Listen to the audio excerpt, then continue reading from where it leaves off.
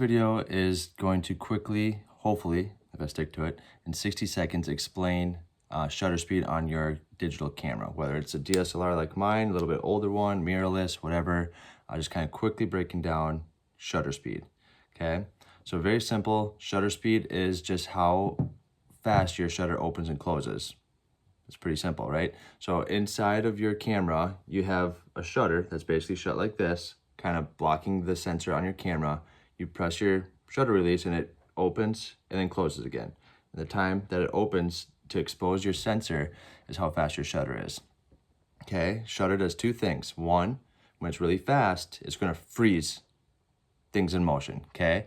Otherwise, if it's really slow, you kind of get that drawn out motion blur that you sometimes see in photos.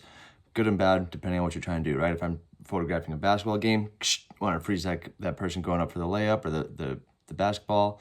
If I'm doing something where I want a little bit of motion, slow that down and kind of draw out that motion a little bit slow. Like if I'm doing like a waterfall or something like that, you kind of want the water misting off of there.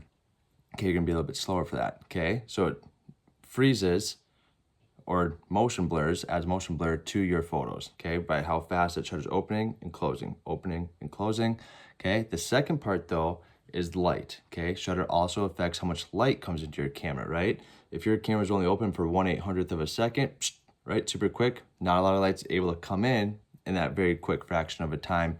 It's gonna make your photo more dark, right? Versus on the flip side, if my shutter's slow, right, and it's open for half a second, that much more light is coming in through my shutter, making that photo more bright.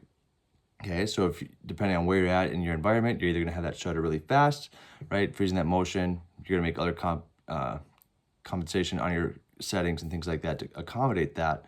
But if you're going for like a light painting photography or nighttime, right, you need it to be slower so that you can capture, bring in more light in that time frame that you have. I went a little over time, I know. I'm going to be making a video that's a deep dive into all three of the settings: aperture, ISO, and shutter speed. So this is just roughly 60 seconds of a clip for beginners. And so yeah, so look for the in-depth one coming out hopefully within a week or so from now, from the time this posts. I'll kind of have that deep dive video made.